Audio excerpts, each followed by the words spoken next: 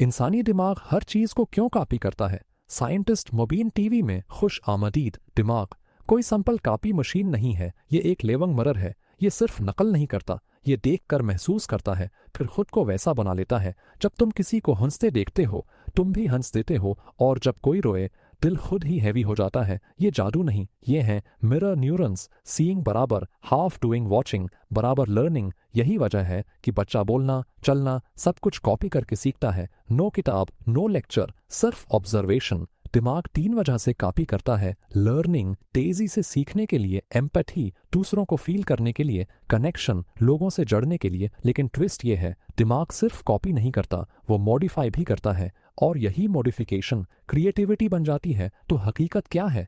हम सब कॉपी करते हैं, लेकिन असल वो है जो कॉपी को भी आर्ट बना दे। सवाल अभी भी जिंदा है, अगर सब कॉपी कर रहे हैं तो ओरिजिनल कौन है? इस सवाल का जवाब कमेंट में दे।